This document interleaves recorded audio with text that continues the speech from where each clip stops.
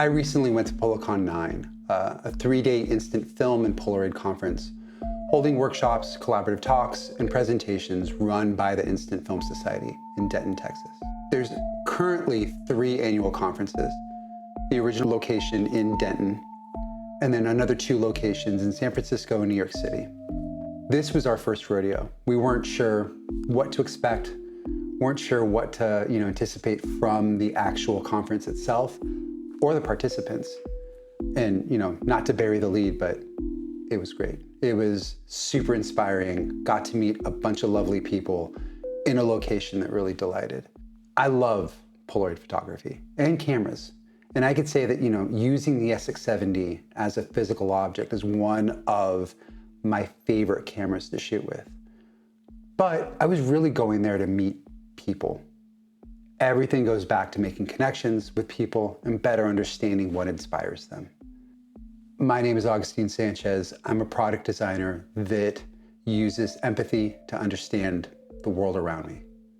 So going back to PolaCon, why was I there, right? I was meeting my good friend Lou Noble, who I run the photographic journal with.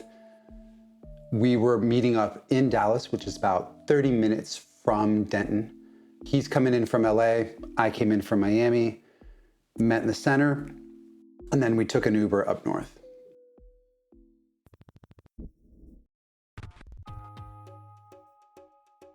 Denton itself, I think, was one of the bigger surprises for me. It perfectly met any preconception that I had, but in other ways completely delighted. Good food, nice people, a progressive college atmosphere that paired perfectly with big Texas charm. Quaint is probably the unrestrained word that comes to my mind when I now think about it. And over the next 3 days, we saw a myriad of talks and demonstrations with a ton of different backgrounds and passions.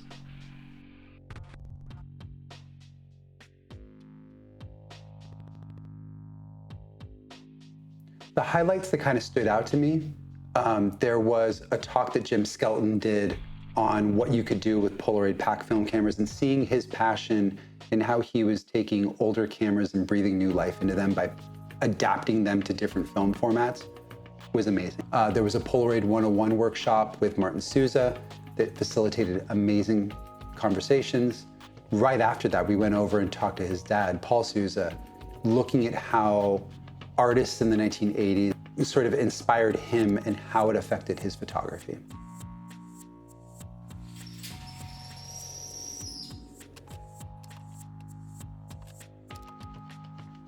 But the thing is, all these different experiences and all these different passions got me thinking about Polaroid, the company that went bankrupt and stopped producing instant film in 2008. The Polaroid that I think most people think of. And then there's the other company, the Impossible Project, that revived the film and ultimately took over the Polaroid name just a few years ago. And I came away with one big kind of central question. Is Polaroid a film company? Is it a camera company? Or is it something else?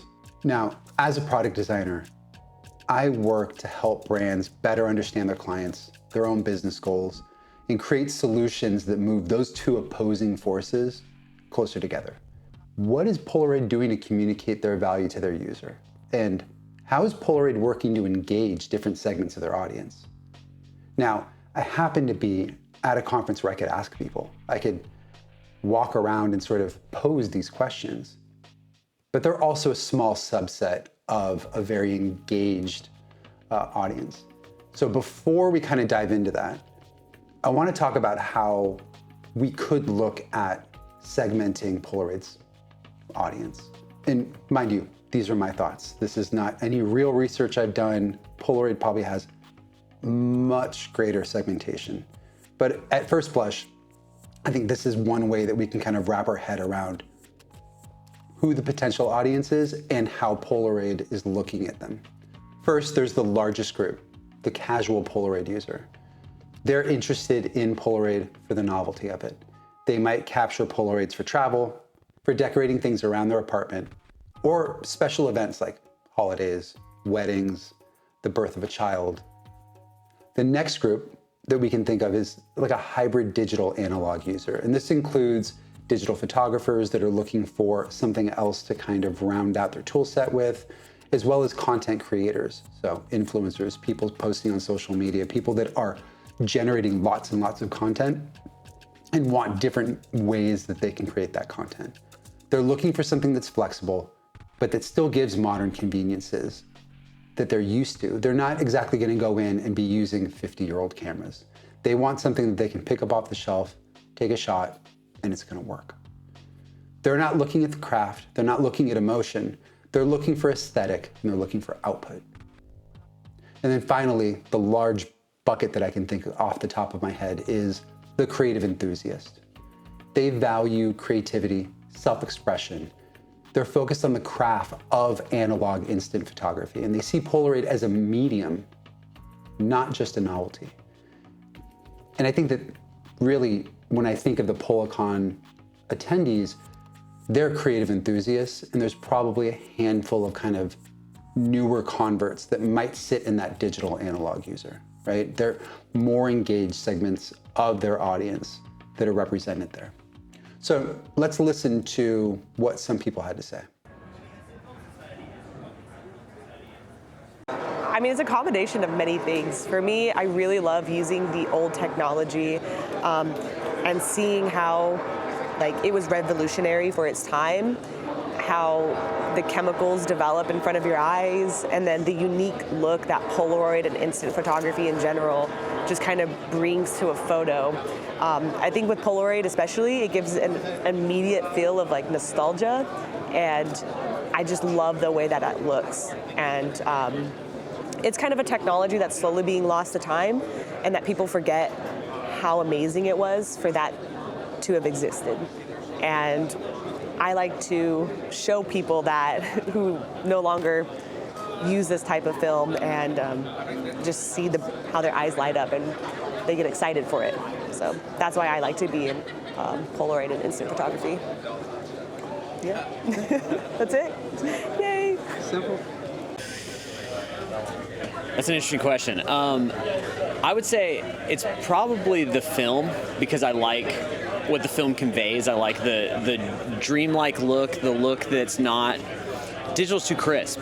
And sometimes I even feel like 35 millimeter or 120 is even too crisp. And I like the imperfections and the possible just things that are out of my control. I'm a control freak, so I like to overly control things, and Polaroids don't really let me. There's a limit to my control. And overall, Polaroid cameras are somewhat frustrating, so I'm not as in love with the camera part. I like the results. I've fallen in love with some Polaroid cameras, but it's not the reason I'm in it. I really love the i2. And I love my SX70, but I shoot a lot of double exposure, so the i2 is it does everything I want, and it is frustrating, but I've gotten decent enough with it to where it's now I just feel fully comfortable with it. So I like that it has an easily accessible double exposure feature. So that I just I like the challenge of the rangefinder aspect of it, because I always shot with SLRs, and whatever I see through the viewfinder is what I get, but the i2 is not like that, and so I like that added challenge I've had. I don't know. I just like how it looks. I like the feel of carrying it around. I like that it creates conversation. I talk to people, more because they see this, box that I'm carrying around, basically. But yeah. Yeah, that is a good question, and I'm not really sure. I think Polaroid might be the process. It could be either the camera or the film or both, but it is being in the moment, and just kind of that personal experience where there's minimal technology there, and there is this chemical reaction that it's really cool, and it brings out a lot of character that we don't always expect coming, but yeah, just being at this community, it feels like it's not the film, it's not the camera, it is the way you interact with people with this device. Yeah. We are struggle busing to keep up, huh? No. So let's draw out what we're seeing here. On this axis, we have our primary attractors. Why are people engaging with our brand? On the left, we have nostalgia. On the right, we have self-expression. Nostalgia is fickle. It's emotional, but it flies by in spurts. Self-expression, on the other hand, that's something that's more core to someone's identity. It's much more deeply rooted. On the other axis, we have a level of investment in time, money, interest. How obsessed with Polaroid and how much money are people willing to part with? So let's think of our users. The nostalgic casual user, I'm going to say they take up this whole quadrant. They're huge. But low level of investment, and it's fickle, right? They're not coming back time and time again. They might come over longer periods of time, back to the brand to buy something. They might even buy multiple products, but for the most part, this is a large group with a low level of investment. Let's say that this is the next group. A little bit smaller, but still pretty mighty. Hybrid analog user. They're coming to create content. But again, as I said, they're coming from a modern point of view. They don't want the inconveniences that we had to deal with 50 years ago. It doesn't feel right to them. And then our creative enthusiast. I'm gonna make them pretty small. They're at our top right. They have high levels of engagement. They're driven by self-expression. It's core to who they are. They look at Polaroid as a way to share a part of who they are, and they view it as integral to part of their creative process. And it's interesting because really what it comes back to for me is it's a numbers game. Polaroid is trying to engage each of those segmented groups in different ways. The casual users have the most numbers. If they walk into a big box shop and buy a Polaroid Go or a Polaroid Now camera and some film, there's enough of them that if all of them only do it once, Polaroid is making money. And then next you have the next biggest group, but still a much smaller subset of the casual user. The hybrid digital user probably has the largest growth market. They have high visibility on social media. You're attracting influencers and looking for specific aesthetics and ways to make their content pop. They're buying more of the film, perhaps buying more of the expensive cameras and not just like a Polaroid Go, which is like $50 a pop and has a tiny little, instant film result. And then you have the creative enthusiast, which is the most engaged, but they're also the loudest and most critical. They have a desire for manual controls and output that Polaroid in its modern tooling might not be able to meet, right? Like most creative enthusiasts that I know are using 50-year-old cameras that let you have ultimate control of everything. And there's a cottage industry that's built up around this.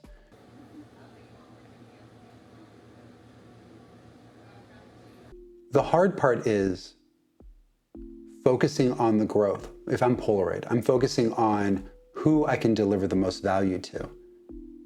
And your most engaged users might fall off, right? Like they're not going to be able to make a camera that is somewhat affordable and have all the features that everyone wants.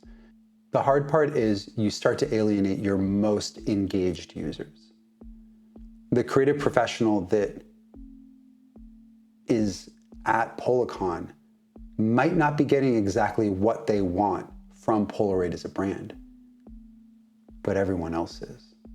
So what's interesting to me is Polaroid is in a spot where they're balancing inherited expectations with the brand, fueled by nostalgia and innovation, with opportunities for innovation, right? There's a number of heritage companies working under the same constraints. I can think of Fender guitars, Harley Davidson, Leica, Rolex, and maybe even like vinyl records as an industry as a whole.